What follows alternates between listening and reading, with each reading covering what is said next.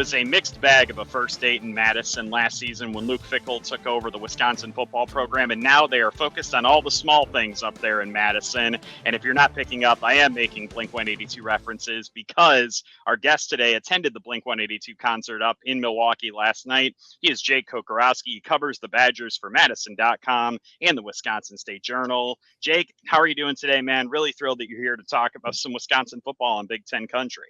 Well, one, thanks again for having me back. I know we did this last year, and it was great talking to you guys then. It's great talking to you now. You know what?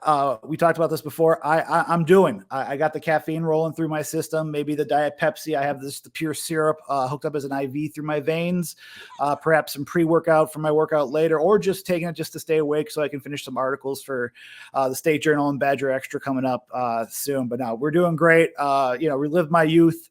I had 3 people call me sir during one outside to take a picture, and a couple, during the seats, and it made me ask, what's my age again? There you go. That's my pun. I'm done. Try the veal, folks. Try the veal. We're all about that life here on Big Ten country, man. We're all about silly puns, and I guess being made to feel weird about being old. I don't know. At least I am. I won't talk for Ken Davis, but I suppose we can get into, instead of, focused on that kind of thing, we can talk a little bit of Wisconsin football here. And I did mention off the top that Luke Fickell is entering his second year in Wisconsin. Plenty of up and downs that first year. It was a program that certainly is in transition. They're kind of trying to reestablish a new identity to a degree, and Luke Fickell really trying to put his imprint on the program. You look at their schedule this year, there's a lot of really interesting games on there, but I think overall, just kind of getting from you maybe a vibe check of how things are going up in Wisconsin with Luke Fickell. Where's kind of the temperature with him right now? How are fans feeling about the job that he did in his first year? Yeah, I mean, I think, starting with the last part, I think, everyone was expecting. I mean, there was a lot of hype underneath Luke Fickell, right? They had the spring game, or the glorified spring practice they called the launch. And within that in itself was interesting, where they had like basically 4 seasons within a single practice. Like, it's Wisconsin spring. So you're going to get some winter, you're going to get some spring, get some fall. And we had rain, snow, wind, sun. It was crazy then. But, you look at Wisconsin, they're picked to be a favorite in that Cleveland.com Big Ten preseason poll done by media members last year. Did not happen. There were injuries with Tanner Mordecai with his hand. Ches Malusi goes out in the 4th game of the year at Purdue, which, could have been a big 1-2 punch with him and Braylon Allen. Braylon Allen himself, gets banged up, especially in that Ohio State game, and misses some time. And, they fall to a bad Indiana team that fired their coach, which should not have happened. But, the loss should not have happened. But this is I think this year you're seeing players more comfortable into what's expected of them. You've seen them bring in not just good high school recruits, which was known at Cincinnati with Pat Lambert, Max Steinecker, which, on the recruiting staff at Cincinnati, now at Wisconsin, bringing in length and athleticism, both recruiting wise and high school level, but also transfer portal. They brought another, batch of transfers that should be able to help them on both sides of the ball. And I think for those that are returning, they're also bringing in, they've also feeling more comfortable. You're seeing that in fall camp right now with like the wide receivers really, I think, standing out during camp. You're even looking at, the way that the inside linebacker secondary is rolling. This team should be improved from year 1 to year 2. Just with that schedule, that's going to be, the record may not reflect that. And that's honest truth. And we all us at the State Journal, we talk about, this team should be improved. They're looking more comfortable. They're playing with a little bit more intensity. And again, the comfortability is there, but how are they going to look into Alabama week 3? And then having Penn State and Oregon later in the year, and then going to USC in late September, but also Iowa and Nebraska. So this is a huge litmus test for Luke Fickell in year 2, where he did great year 1 to year 2 in that transition at Cincinnati, but it's different at Wisconsin, and they should be better. But will that record reflect better than 7-6? Jack, I want to focus on Luke Fickell, and you mentioned what he did at Cincinnati. Anybody can remember those Cincinnati offenses and how prolific they were through the air. What's the happy medium, and as Luke Fickell said, now having a season in Wisconsin, the happy medium between traditional Wisconsin football, which is, of course, ground and pound, but also the reality of what college sports is now with the spread and getting the ball down the field, even when you're talking about some of the guys that you have that can be border guys and guys that can go deep now this season. Right. And I think, he addressed that even just with the hire of Phil Longo as offensive coordinator, who, a Mike Leach disciple with the air raid passing concept. But even Longo has said, even like for the past 2 years since he's been at Wisconsin, like they respect the Wisconsin running tradition and they want to run the ball. And Longo's referenced his time at North Carolina where they had a couple of 1,000-yard rushers and the variations within fitting the personnel to the scheme, and the best coordinators, in my eyes, and we all know this too, is like you fit, the player's strengths. Okay. Then you put it into like, you do what they do best. And you try to put some of that scheme in, you're trying to devise, but you're also trying to set them up for the best success. And so I think with just Wisconsin's offense, talking about balance, I mean, those later years underneath Paul Chryst, there wasn't a lot of balance, right? Like 2019 underneath Jack Cohn as quarterback, I referenced this on another podcast previously.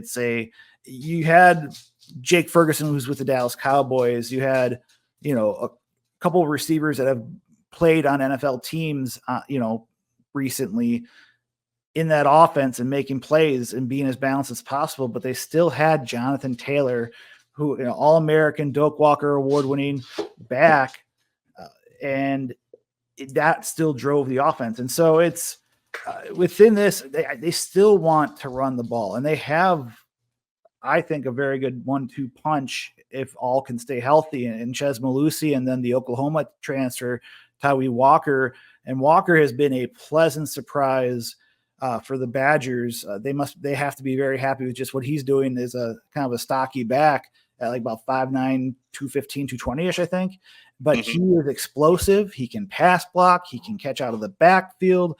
He is and he provides a nice balance and opportunity for, I would say just to get some air for Malusi, who, should have a good year if he continues to stay healthy and whatnot too. And going as, he returned for his 6th year at Wisconsin. So they have those backs. Plus they have a couple of young backs that, I mean, there's Jackson Aker and Cade Yakimelli who got some time, and they were inexperienced last year because of, Aker was bouncing back between fullback and halfback before with before Longo came in.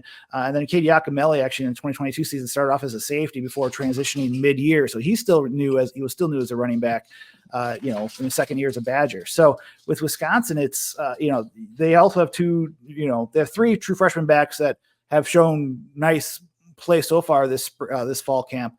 But 2 of them really stand out in 4-star players, Dylan Jones, and then from Chicago, Mount Carmel, Darion Dupree, who, 4-star kid that probably the most versatile back and someone that they don't have. And so they haven't had really in recent memory that can go out in the slot if he wanted to, like he did at Mount Carmel, and make plays, and then also carry the ball and make plays. So there's still going to be heavy emphasis on the running game at Wisconsin, but there's also, I mean, they need to pass the ball. They need to push it downfield to keep defenses honest. And, from what we've seen during fall camp and spring, the quarterback room is better than last year, I would say. And I think they have the pieces to do that, to challenge further down the field. It's just, can they continue to, can they grow more? Can the comfortability that we're seeing, can that actually translate against opponents?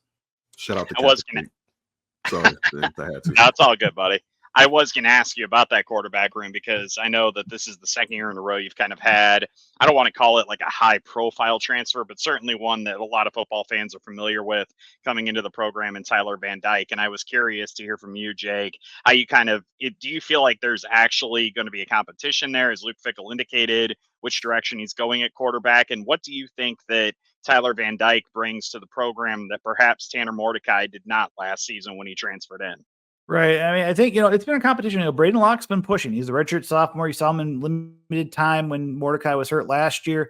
Had a nice no-look touchdown pass against Ohio State. That was kind of, I think, the highlight of his year, where he's looking one way and he throws straight to his left, and Pauline's there for a touchdown that made it like a 1-score game before Ohio State ultimately put it away last year. They, to me, Locke, just his knowledge of this offense, I think Phil Longo referred to him as a savant at one point right before camp started. Just his ability to, like, his film breakdowns, being a student of the game, the IQ of being in this offense now for a second year has helped him. And he's taken strides from where he was last year. Now, I mean, so I think his floor is higher. I will say, like, Tyler Van Dyke and my colleague Colton Bartholomew, who's also part of the State Journal's football beat, for us, we talked about this on a podcast where he mentioned that the Van Dyke can basically, like, nullify that just based off of his arm talent and his physical skills. He's picking up the offense now, especially the last 2 weeks of spring.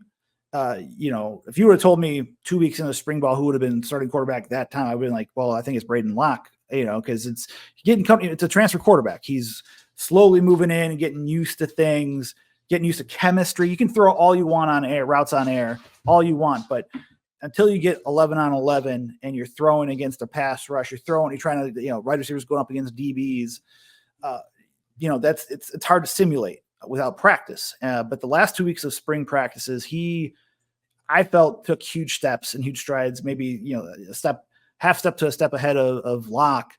And I think it's trending that way still. Like, it started a little bit slow for Van Dyke, I would say, like, from what I could see in the first few practices in Platteville last week. But, starts towards the end of last week, he started to put it together more and more and more.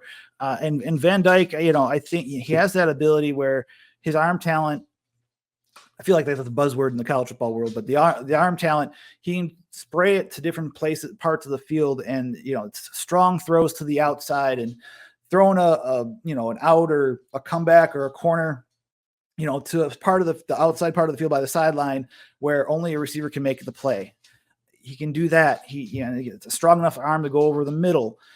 But he also is, and it's a key part of this offense. You saw with Mordecai last year, he can run the ball. Which is something that we all looked and we're like, well, I don't really see the RPO, because we saw what Tanner Mordecai did last year, especially towards the end of the year. He was needed for those RPOs when you had guys like Allen and Malusi out, and he needed to be called on, or even Allen being limited, he needed to be called upon. So, like, the quarterback within this offense, you need some threat to keep the defenses honest, and especially towards the last couple of weeks of spring ball, and even yesterday during fall camp practice in Platteville, he ran for a couple touchdowns during particular drills. So I think that's an underrated facet. I think he's a better runner than Locke. And Locke, Locke has improved that area too. Last year, I felt he looked tentative running RPOs. And so it was kind of an easy read for the defensive end or outside linebacker that was, assigned to watch that RPO. Now, like, I feel like he's done a better job too, but Van Dyke, I would still say, is the more natural runner out of that too. So I think, I feel he's going to be the starter. They said that they're, the competition was going to, go during this camp, but they're hoping, like Luke Fickell said during Big Ten Media Days, he was hoping for that competition. Once kind of the hope was sooner than later that the starter would be evident. So, but even Phil Longo in the spring, he said this, because I had asked him, because after Van Dyke's end of the spring where he was making big strides, I said, in Longo had said maybe outside of 1 year at Carolina that he never, had to go to the head coach and say, okay, who's going to be our quarterback? Maybe that was like 1 year. But, he said that the starter would declare themselves with their play. He said it was too soon back in late April, but I feel like now you're starting to see Van Dyke starting to declare himself more and more with just what he's able to do from that quarterback spot. Speaking of Tyler Van Dyke and chemistry and also his ability to get the ball down the field, Jake, what about his chemistry with CJ Williams, but also Bryson's green ability to go downfield and what he can do in this quote unquote air raid quasi system that you have up there in Wisconsin? Absolutely. And I think CJ Williams, start with him first. I think he's made a big jump. I mean, physically, he looks even better than what he was last year. He's a bigger, taller target, which is what you want within this type of air raid offense. You want some speed. You want guys that can go up and make contested plays. And he's looked good during, I would say, overall, he's looked really good during fall camp. Williams is the Southern California transfer, the USC transfer that came in last year. And he didn't have the year he wanted last year. right? Maybe he had one big game against Purdue where he had like a handful of catches, but not much else after that.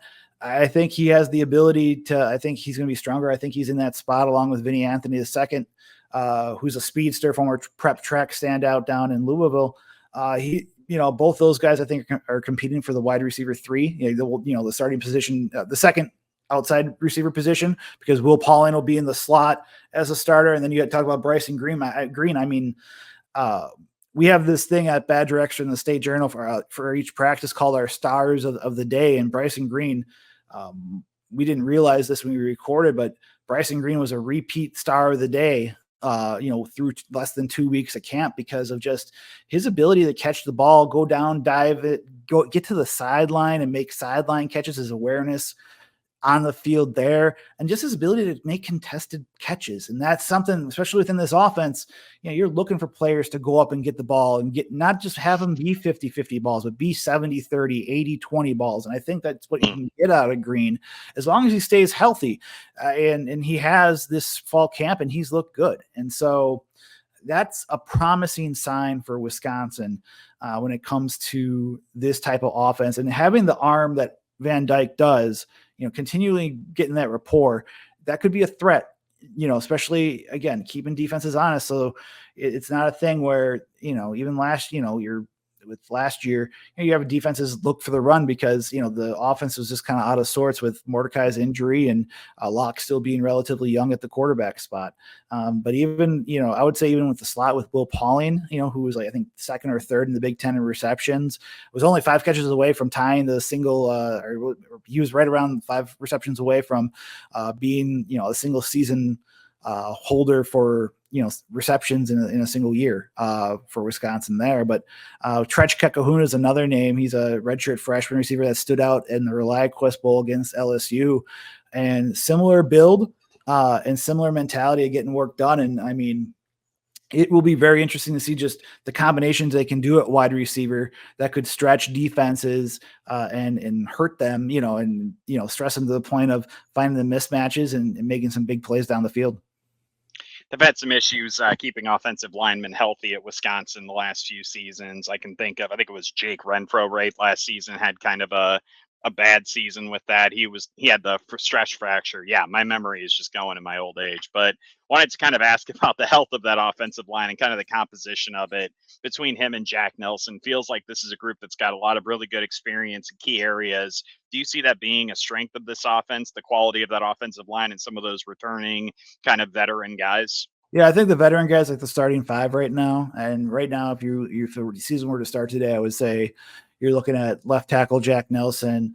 You're looking at Joe Brunner, who's a former 4-star recruit from the Milwaukee area, at left guard, Jake Renfro at center, Joe Huber at right guard, the former Cincinnati lineman who came over last season and I thought had a solid year overall. And then Riley Mahlman as the right tackle. And I mean, if those guys stay healthy, yeah, absolutely. I think with what AJ Blazik is doing, the former Vanderbilt offensive line coach, he's also O-line coach at Rutgers and North Dakota State previously. I think the players have really taken to his type of coaching style. You also, it was announced just less than a month ago, Casey Robach, the former, Wisconsin offensive line great, who is the director of scouting, is now moved into an assistant offensive line coach position.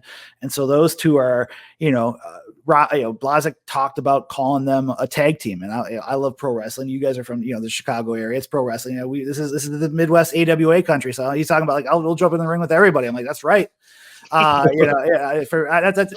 a pro wrestling guy. I say that's right. Like, I trained for pro wrestling for a couple of years in the Milwaukee area. And I remember doing hot tags and all that stuff. And so those guys are, you can feel the energy off of Blazik when it comes to that. So I think with the experience on that line, Brunner still hasn't had a lot of game reps, but he had been Nelson on the left side. I think it was described by, Renfro.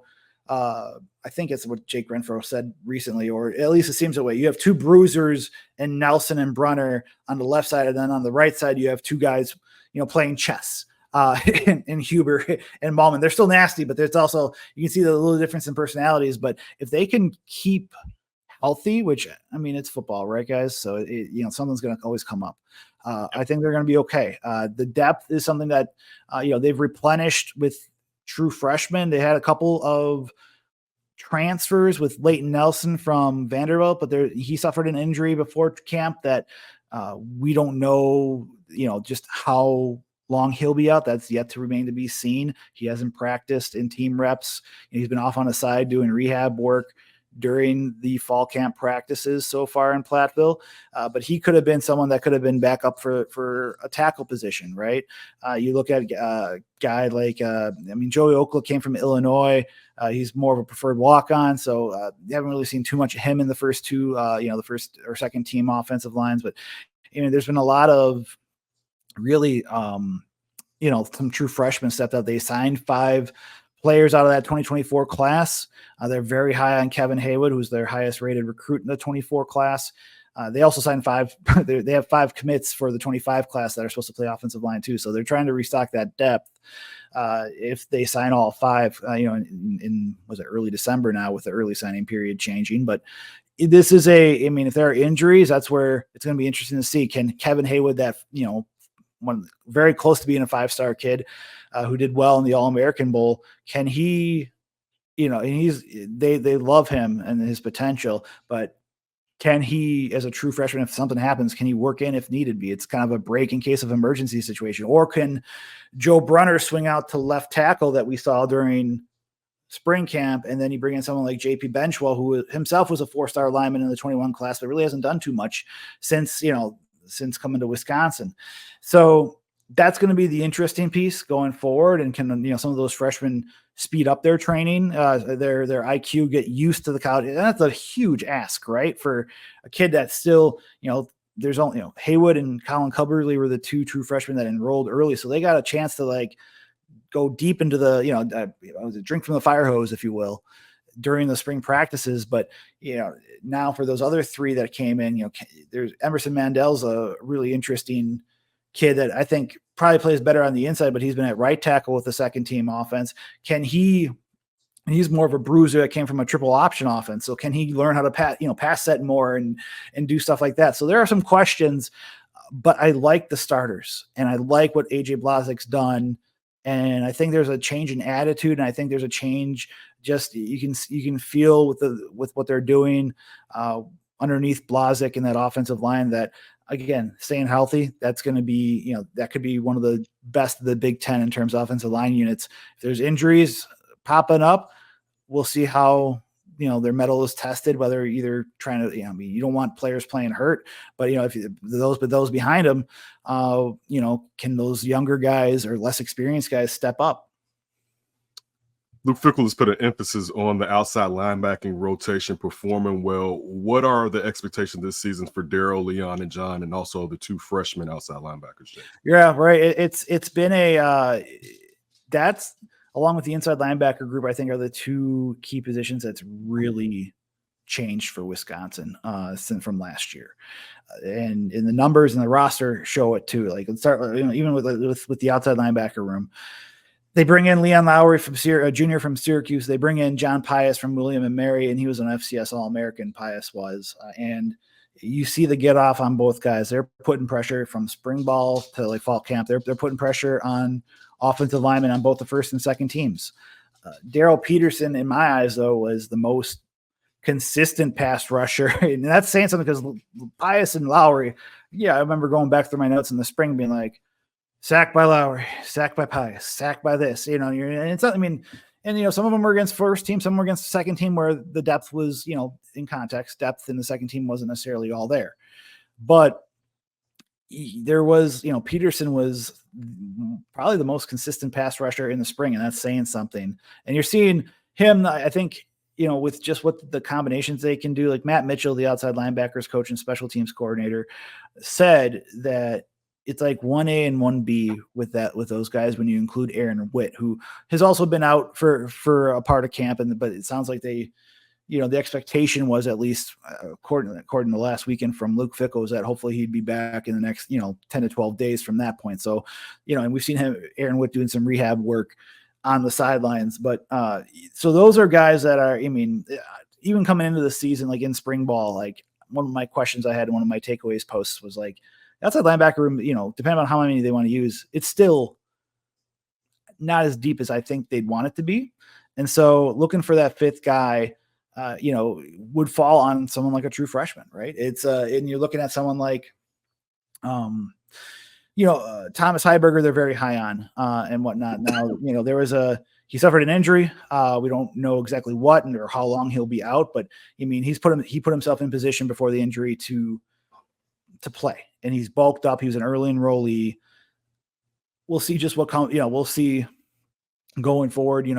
What's there. They've also had Anello Lafayette is the other true freshman that you referenced. That they're looking for more consistency, but always given more effort. He's always given effort on the field. You see that, like even the past couple of days, he had a couple sacks Tuesday, and yesterday he had another sack. According to Colton when he was at practice, and so it's a there's a lot of talent in that room. And the cool thing with someone like Daryl Peterson too is that he can work on the edge. He can also, like, depending upon packages, slide inside and too, because he can work a little bit as like a pseudo D end, which could open up possibilities. And so, I mean, and even with the outside linebackers, someone like a Jaheim Thomas, who came from Arkansas, but who was previously with Fickell and Tressel at Cincinnati, he can play a little bit outside and get some pass rush too. So there's ways that they can add depth, whatnot. And so that's going to be something to watch going forward. And even like another true freshman who's an early enrollee, he was a defensive lineman, Ernest Willard Jr.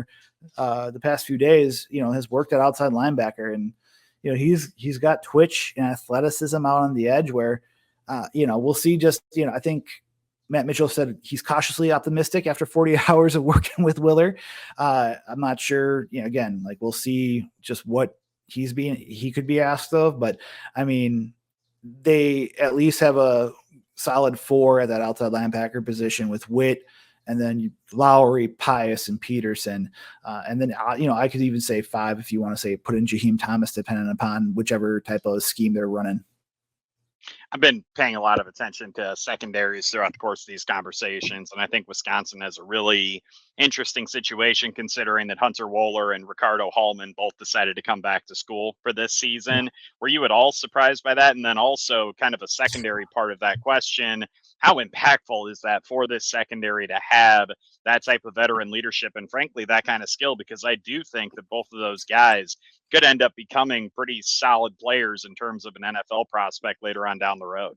Yeah, I think that's going to be a real interesting part on that end with Hallman and Wohler, just because going back to your first part of the question, I wasn't surprised, because even with Hallman being tied for the lead in the nation in interceptions, I think and with Wohler, I think there's unfinished business, with them. And Wohler's a Wisconsin kid, just, lived southwest of Milwaukee, in a prominent suburb out there called Muskego.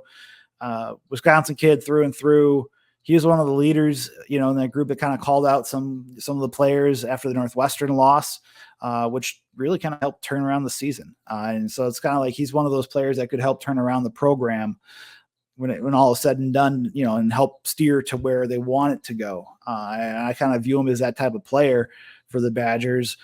And with them, Hallman too, working back from, a shoulder injury and whatnot too.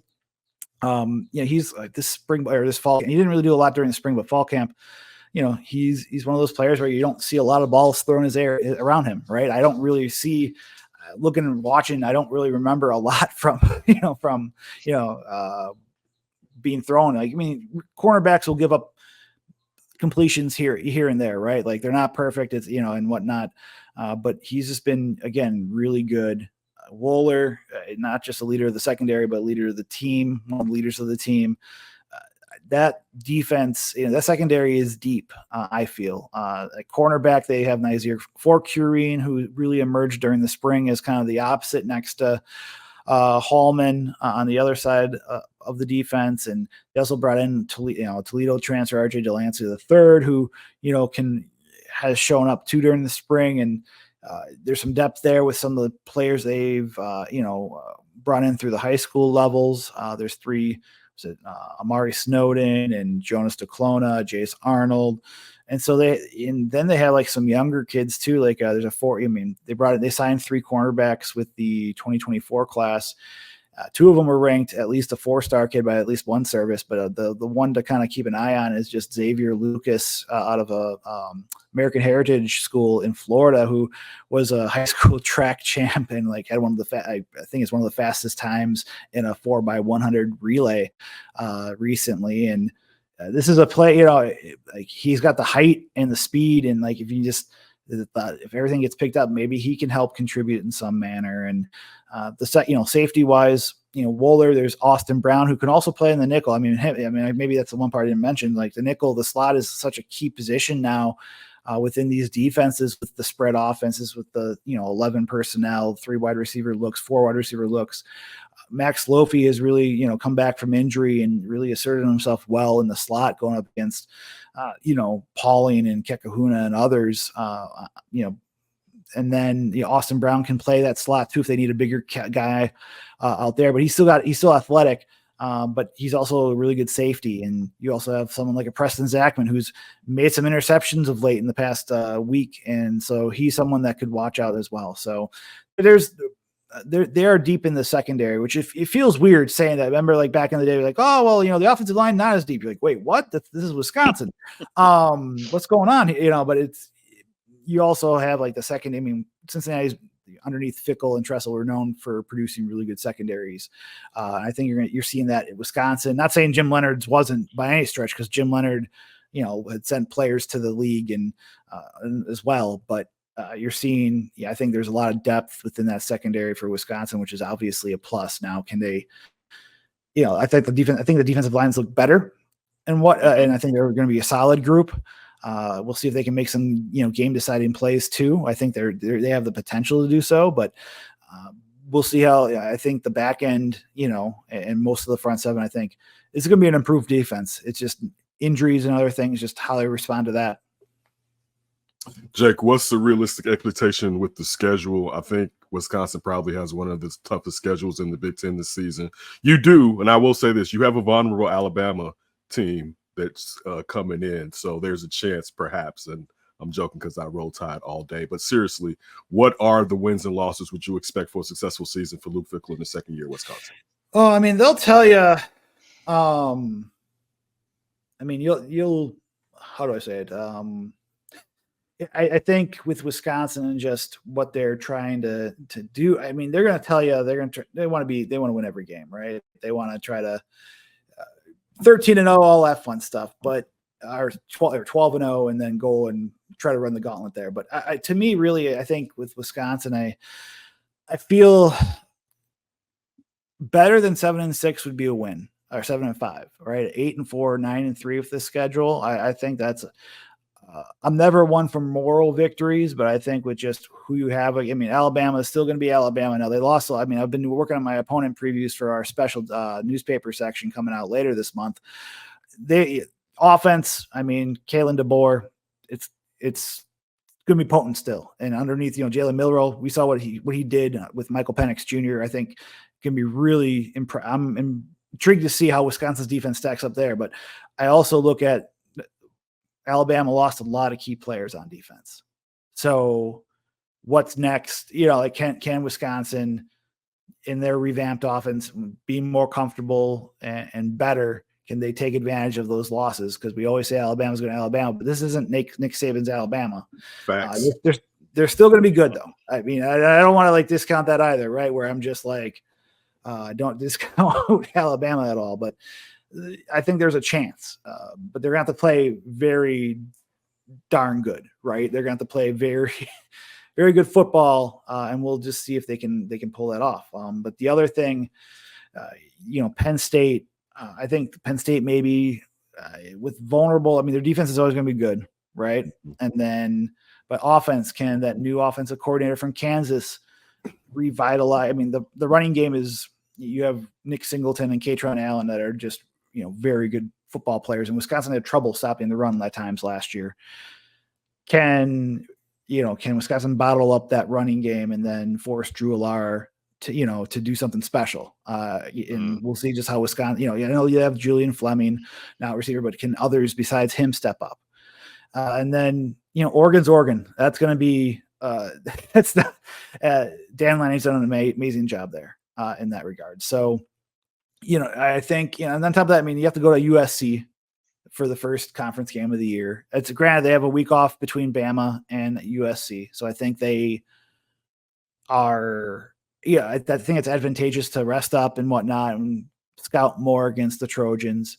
But even, the Trojans, they haven't proven anything. I mean, Miller Moss had a great bowl game, but what players were in and out, like I don't know that information for their opponents there, but there's no Caleb Williams, and then their defense last year was not good, and so I think there are opportunities. But you also have to go to Iowa, and then there's also at Nebraska, which Matt Rule is getting.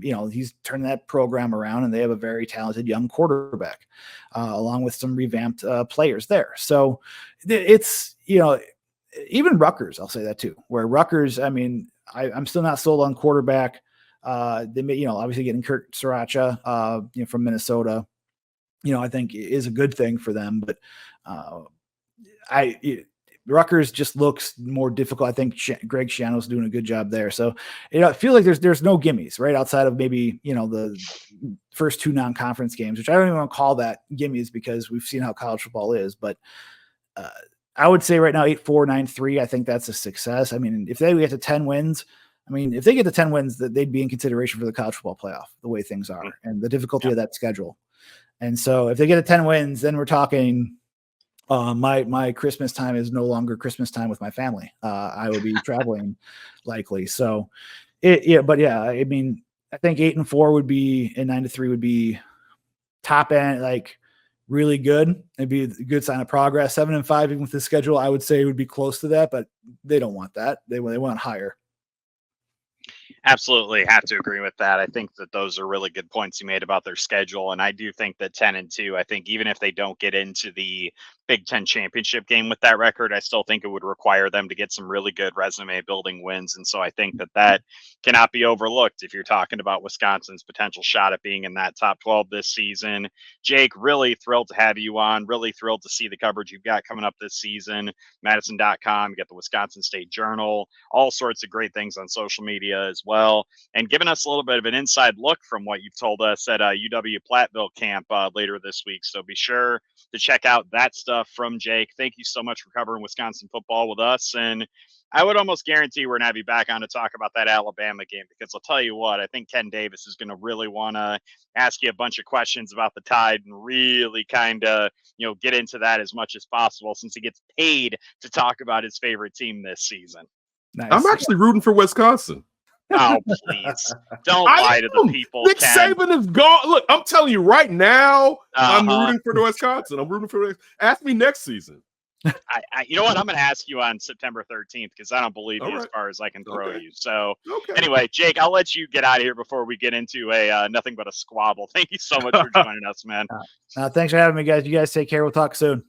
Thank you.